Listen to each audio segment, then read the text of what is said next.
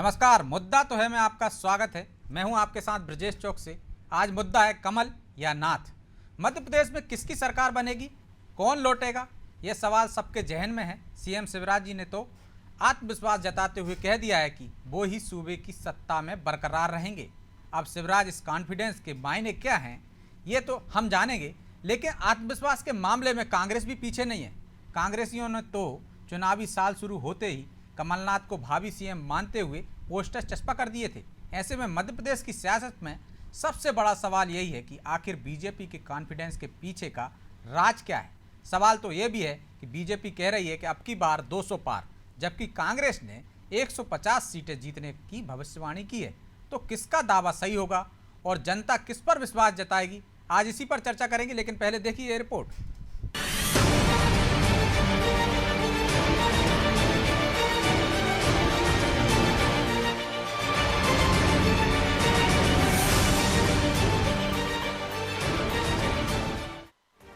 CM Shivraj का आत्मविश्वास।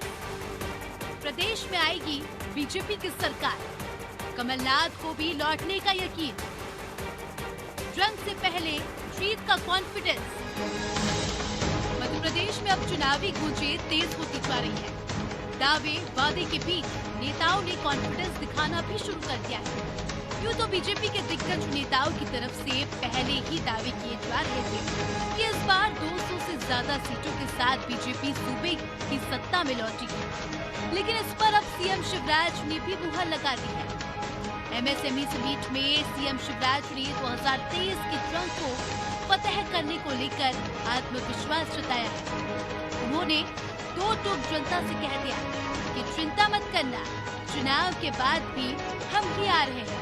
और ये मत सोचिए कि 3-4 महीना में चुनाव आने वाले हैं, क्योंकि आगे भी हम ही आने वाले हैं। उसकी भी आप परवाह मत कीजिए। ये आत्मविश्वास तो भरते करो, इसलिए आप खुल के विचार कीजिए।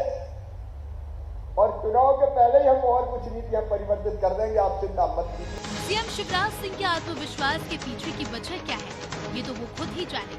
लेकिन कॉन्फिडेंस दिखाने में कांग्रेस भी कम नहीं है। यकीन ना हो तो ये तस्वीरें देख लीजिए, जिसमें कांग्रेस ने कमलनाथ को भावी मुख्यमंत्री बताते हुए पोस्टर प्रदेश के कई जिलों में लगवाए थे। इतना ही नहीं, छिंदवाड़ा में तो कमलनाथ को सीएम बनाने की शपथ तक दिलवाई गई थी। माननीय श्री कमलनाथ जी को प्रदेश का मुख्यमंत्री बनाने समर्पित भाव से कार्य करूंगा। हालांकि कांग्रेस सीएम शिवराज के आत्मविश्वास पर तंज भी कस रही है। जिस तरह से लोग जो है उन्हीं के कार्यकर्ता, उन्हीं के अध्यक्षों को खदेड़ रहे हैं, चाहे रतलाम हो, नीमच हो, चाहे इंदौर हो, तो जो परिस्थितियां हैं वो जनता के सामने हैं। और अपने आप को सांत्वना देने का अधिकार सबको है। हमारी भी सरकार आ रही है, कमलनाथ जी की सरकार। 4 महीने बाद कमलनाथ जी मुख्यमंत्री होंगे, तो ये सबको अधिकार है अपने आप को सांत्वना देने। भले ही कांग्रेस और बीजेपी जीत को लेकर कितना भी आत्मविश्वास जताए, लेकिन राजनीतिक विशेषज्ञ इस कॉन्फिडेंस को अलग नजरिए से देख रहे हैं। उनका मानना है कि ये सारी जद्दोजहद महज एक दूसरे पर मनोवैज्ञानिक बढ़त बनाने के लिए की जा रही है। इसके साथ ही आत्मविश्वास जताकर प्रदेश वासियों को ये बताने की कोशिश भी है कि चुनाव में उन्हें किस पार्टी को चुनना है। हालांकि ये जनता है जो सब जानती है। अब देखना खास ये होगा कि कमल लौटेंगे या नाथ।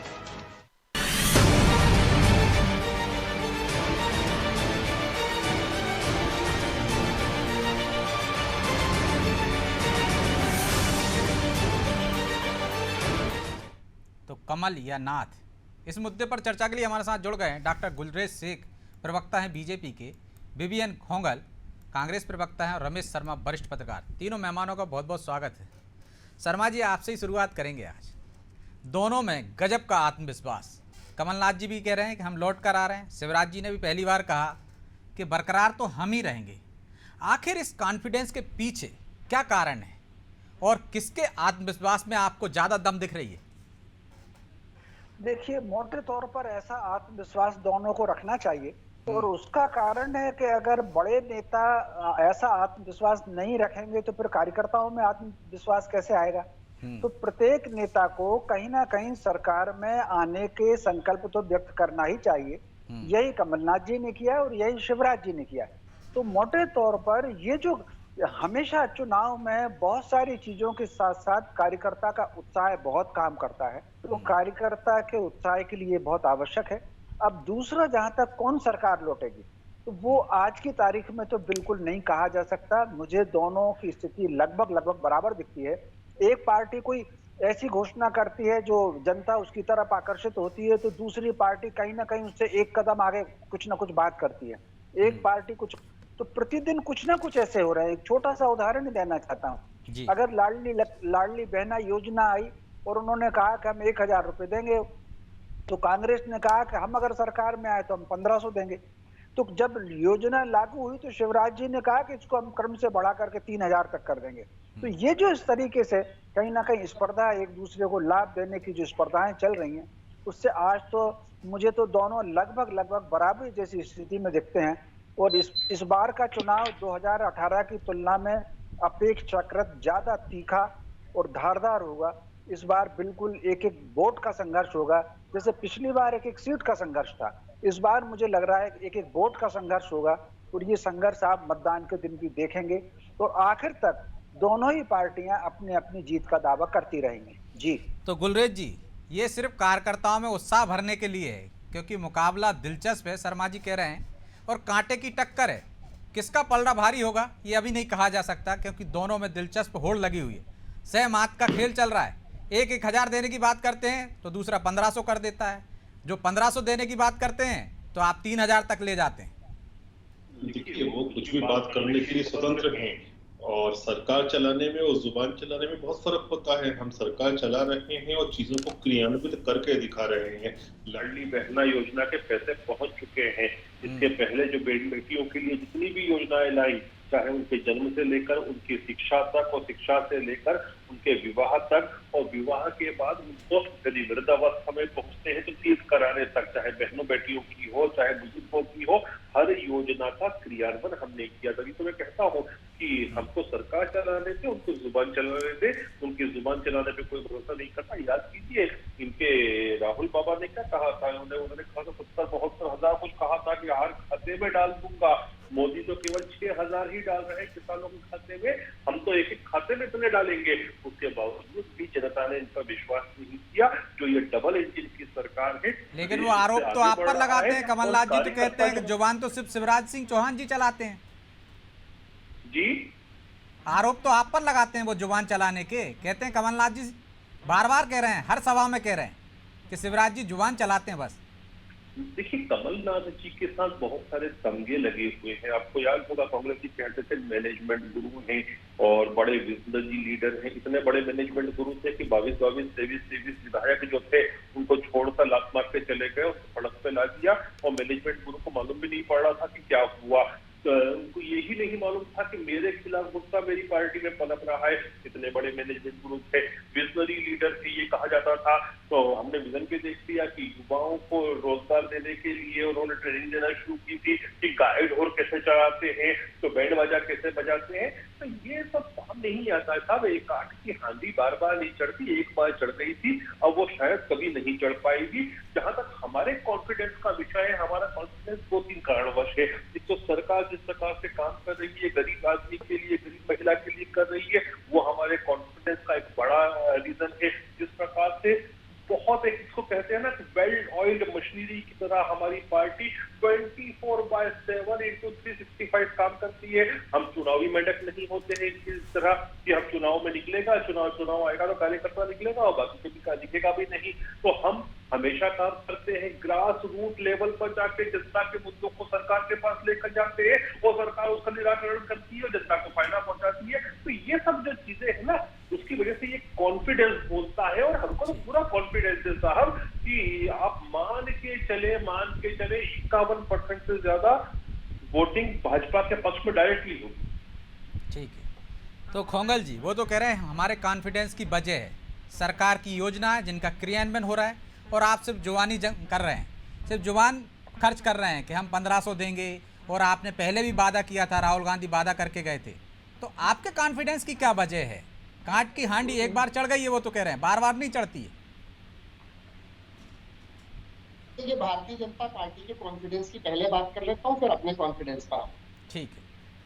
माननीय मुख्यमंत्री जी की 22,000 घोषणाएं 18 वर्षों के शासनकाल में, 18.5 वर्षों के शासनकाल में, और लगभग 220 महीनों तक इस मध्य प्रदेश की पावन धरा पर आपकी सरकार में, भारतीय जनता पार्टी की सरकार में 20,000 घोषणाएं जब मुख्यमंत्री की जो अधूरी है वो भी उसी कॉन्फिडेंस से बोली गई या घोषणा की हुई घोषणाएं हैं जिस कॉन्फिडेंस से आज मुख्यमंत्री जी ये कह रहे हैं कि हमारी सरकार वापस आ रही। दूसरा उदाहरण, 2018 में 200 पार का नारा दिया गया था। 2018 में तीनों राज्य मिला के, मध्य प्रदेश, छत्तीसगढ़ और राजस्थान, तीनों राज्यों को मिला दिया जाए तो इन राज्यों को मिलाकर भी 200 पार के आंकड़े को पार नहीं कर पाए थे। कॉन्फिडेंस यही पिछली बार था। इस बार लाडली लक्ष्मी है, पिछली बार संबल योजना थी जिसमें बड़े बड़े वादे किए गए थे, बड़े बड़े दावे किए गए थे, और ये झूठ भरा कॉन्फिडेंस कहाँ दिखाया गया? निवेशकों के सामने, उन्हीं निवेशकों के सामने जिनके बारे में ये दावा किया जाता था कि निवेश जो है मध्य प्रदेश में 33 लाख करोड़ निवेश आ गया। उन्हीं निवेशकों के सामने जिनके सामने आज बोला गया था कि आज हमने हर माह जो है 1 लाख रोजगार हम देंगे। निवेश की मैं बात करूं, 33 लाख करोड़ का निवेश आने की झूठी बातें करने वाले भारतीय जनता पार्टी के नेता माननीय मुख्यमंत्री जी से भी हम ये पूछना चाहते हैं कि आज 1,60,00,000 तो पंजीकृत जो है श्रमिक है इसमें प्रधानमंत्री जी के पोर्टल पर, प्रधानमंत्री श्रमिक कल्याण योजना के पोर्टल पर 40 लाख के आसपास रजिस्टर्ड पंजीकृत बेरोजगार मध्य प्रदेश में है। तो इसको मिला के लगभग 2 करोड़ जो है बेरोजगार श्रमिक, उसके ऊपर से ठेका श्रमिक और हमारे संविदा कर्मचारी, बेरोजगारी का आंकड़ा आसमान छू रहा है। और निवेशकों के सामने कॉन्फिडेंस के साथ यदि आप झूठ बोलना चाहते हैं कि भाई हम सरकार में पुनः आ रहे हैं, तो मुझे इस बात पर हतप्रभ है। सिंगल विंडो की बात करें, ईज ऑफ डूइंग बिजनेस की बात करें, किसी एक क्षेत्र के अंदर कोई कार्य तो ढंग का कर नहीं पाए। मेक इन इंडिया की बात कर लीजिए, जो है स्वदेशी अपनाने की बात की जाए, चाइना से सारा माल इंपोर्ट हो रहा है। यहाँ तक कि जो मूर्तियां जो अभी तूफान में गिरी थी उसके अंदर जो मटेरियल यूज किया था वो तक तो चाइना का यूज किया था। बातें मेक इन इंडिया की करवा लो, बातें निवेश की करवा लो, बातें रोजगार उन्नयन की करवा लो, बातें करके जनता के कान पक चुके हैं। 20,000 करोड़, 20,000 घोषणाएं मुख्यमंत्री जी की ऐसे ही अधूरी नहीं है, पूरे कॉन्फिडेंस के साथ बोले गए झूठ थे। लेकिन और अब अपने कॉन्फिडेंस की भी वजह बता दीजिए ना। वो तो कह रहे हैं कि मैनेजमेंट गुरु का जो तमगा था वो भी छिन चुका है आपसे। हमारे कॉन्फिडेंस की वजह है कि माननीय कमलनाथ जी के नेतृत्व के ऊपर जनता का भरोसा। माननीय कमलनाथ जी के साथ में पिछली बार जिस प्रकार से धोखाधड़ी करके उनकी सरकार को गिराने का काम किया गया और जनादेश का अपमान किया गया। जनादेश का अपमान सबसे बड़ा अपमान है और जनता उस अपमान का बदला लेने के लिए जिस प्रकार से बैठी हुई है। आप देखिए, बिना किसी पुलिस के बाहुबल, बिना किसी पुलिस के धन बल के, जिस प्रकार से प्रशासन के बिना दुरुपयोग के जिस प्रकार से आज माननीय कमलनाथ जी की सभाओं में भीड़ उमड़ रही है। भारतीय जनता पार्टी की विकास यात्रा की 160 जगह पर विरोध होना, 160, 230 में से 160 विधानसभाओं में यदि भारतीय जनता पार्टी की विकास यात्रा का विरोध होता है, स्थानीय स्तर पर विरोध होता है, भारतीय जनता पार्टी का 40 साल 30 साल पुराना कार्यकर्ता जिसने खून पसीने से सींचा है पार्टी को, वो आज यदि उपेक्षित महसूस करता है, आयातित लोगों के आ जाने के बाद से अगर अपने आप को उपेक्षित महसूस करता है, तो कहीं ना कहीं ये इस बात का जो है इस बात की ओर इशारा कर रहा है कि कहीं ना कहीं भारतीय जनता पार्टी के अंदर फिर सिर्फ टंबल और गुटबाजी जारी है और जनता जिसको भली भांति, तो इसलिए आपका आत्मविश्वास डबल हो गया है कि गुटबाजी भी है, वहां पर अंतर कले चल रही है। 160 जगह विधानसभा क्षेत्रों में विरोध हुआ है गुलरेज साहब, और विरोध हुआ है लगातार आपकी 22,000 घोषणाएं, जो घोषणाएं पिछली बार की थी आपने, पिछली बार भी 200 पार का नारा दिया था और 3 राज्यों में आप हासिल नहीं कर पाए थे उतनी सीटें, इसलिए उनको लग रहा है। देखिए, मुझे घोषणाओं पर ही विद्युत उत्पादन में यदि हम बात करें तो जब से हमारी सरकार मध्य प्रदेश में आई, हमने 563% का इजाफा करके दिखाया। माननीय दिग्विजय सिंह जी जब मुख्यमंत्री थे, आशीष समय चल रहा था उनके मुख्यमंत्री काल का। मैं 12वीं क्लास की परीक्षा लिख रहा था और 9 घंटे इंदौर शहर में लाइट नहीं होती थी। मोमबत्ती में बैठकर हम पढ़ाई करते थे, दिया बत्ती में बैठ के पढ़ते थे। अब वो स्थिति हमने खत्म कर दी। आप ये बात कीजिए, अगर सड़कों के जाल की बात करें तो सड़कों के निर्माण में 318% का इजाफा हुआ है। गड्ढा प्रदेश बना दिया था मध्य प्रदेश को। यहाँ तक कमलनाथ जी की सरकार भी आई थी तो गड्ढे आना शुरू हो गए थे, पैचवर्क तक नहीं होता था। ये स्थिति इन लोगों ने उस समय भी की, बत्ती जाना शुरू हो गई थी, बत्ती रोज होती थी। मैं खुद पढ़ने के लिए, क्योंकि मध्य प्रदेश में मेडिकल कॉलेज और डेंटल कॉलेज मिला के केवल 6 हुआ करते थे, तो मुझे कर्नाटक स्टेट जाना पड़ा था पढ़ाई के लिए। आज यहाँ पर 36 मेडिकल डेंटल कॉलेज हमारे समय पे लाके हमने खड़े किए हैं। महिलाओं की बात करते हैं बहुत ही लोग, महिलाओं का जो संस्थागत प्रसव हुआ करता था, ये WHO का आंकड़ा कहता है, केवल 18% डिलीवरियां होती थी संस्थागत प्रसव के माध्यम से, बाकी इधर होती थी। आज जो है 96% से ज्यादा लेबर जो होते हैं महिलाओं के, वो संस्थागत प्रसव के रूप में होते हैं। 45 लाख से ज्यादा बेटियों को लाडली लक्ष्मी योजना का हमने सीधे सीधे लाभ दिया है। जिनकी तरह हमने मुंह नहीं चलाया, काम करके दिखाया है उसके लिए। और फिर आप देखिए, मुख्यमंत्री इंटर्नशिप योजना से अभी 4600 से ज्यादा बच्चों को पेड इंटर्नशिप दी गई है। उद्योग वो तो 2 करोड़ का आंकड़ा बता रहे हैं बेरोजगारी का। नहीं, ये तो खुद बेरोजगार है इसलिए बता रहे हैं ना सर, ये खुद बेरोजगार है इससे इनको बेरोजगारी का जो आंकड़ा दिखता है ना, वो कांग्रेस पार्टी का दिखता है। इनको राहुल गांधी बेरोजगार दिखते हैं। लेकिन आप उन युवाओं को कैसे समझाएंगे गुलरेज भाई, जो पैदा हुए होंगे और आज पहली बार वोट डालेंगे 2023 में, 18 साल के हो चुके होंगे, उन्होंने तो ना गड्ढे देखे होंगे ना अंधेरा देखा होगा। नहीं, वो 15 महीने की जो सरकार आई थी ना, तभी मैंने कहा था कि ये 15 महीने वर्सेस 20 साल है कि 20 साल तक अब कांग्रेस नहीं आ पाएगी। लाइट किस तरह से जाती थी, लोग सोशल मीडिया पे लिख के ट्रेंड होने लग गया था कि मध्य प्रदेश में बत्ती गुल हो गई, बत्ती गुल हो गई, मामा गए और बत्ती गुल हो गई, और सड़कों में किस प्रकार से गड्ढे होना शुरू हो गए थे। तो ये सब चीजें सबने देखी है। और ये 15 महीने जो थे ना, वो हमारे लिए 20 साल का उपहार लेकर आए हैं, क्योंकि इतनी गंदी सरकार मध्य प्रदेश के उन युवाओं ने जो पोस्ट दिग्विजय सिंह जनरेशन का था, उसने कभी देखी ही नहीं थी। अब उसने प्रण ले लिया है। वो तो गाली देता है कि अगर ये लोग आए सामने तो मार दूंगा झपट। तो शर्मा जी, 2003 से पहले का मध्य प्रदेश दिखाकर बीजेपी वोट लेगी तो फायदेमंद साबित होगा उसके लिए। जो 15 माह की गुलरेज जी बात कर रहे हैं कि 15 माह में पता चल गया है कि 2003 से पहले मध्य प्रदेश कैसा था, तो मुद्दों पर चुनाव होंगे इस बार। आपको लग रहा है कि योजनाओं की जो बात कर रहे हैं, आपने भी पहले बात की 1000, 1500, फिर 3000, तो योजनाओं पर फोकस होने वाला है इस बार, बाकी के मुद्दे काम नहीं करेंगे इस बार। देखिए, नहीं, योजनाओं पर भी फोकस होगा और बाकी के मुद्दों पर भी फोकस होगा। इस बार के चुनाव में मुझे लग रहा है कि 3 अंतरधाराएं हमको देखने को मिलेंगी। एक तो मुद्दे तो मिलेंगे ही, विकास की हमको योजनाएं मिलेंगी, और फिर एक दूसरे की छवि भंग करने और स्वयं की छवि बनाने का ये अभियान भी चलेगा। छवि प्रतिपक्षी की थोड़ी छवि भंग करना, अपनी छवि बढ़ाना एक मुद्दा, दूसरा विकास की योजनाओं का मुद्दा, और फिर दूसरे की असफलता का मुद्दा। तो लेकिन मुझे जो लग रहा है कि 2003 के पहले का जो मध्य प्रदेश था, इसमें कोई शक नहीं कुछ समय समस्याएं थी, लेकिन वो इस चुनाव में अब बहुत ज्यादा प्रभाव डालने वाला नहीं है। अगर प्रभाव डालेगा तो जो 15 महीने की कमलनाथ जी की सरकार थी, उस 15 महीने के अगर मान लीजिए कुछ मुद्दे उठाते हैं तो वही उनको प्रभाव डालेगा। ठीक उसी प्रकार कांग्रेस भी अगर ये जो 2, 2.5, 3 वर्ष का जो कार्यकाल है, इसके मुद्दे उठाएगी तो ज्यादा प्रभाव डालेगा।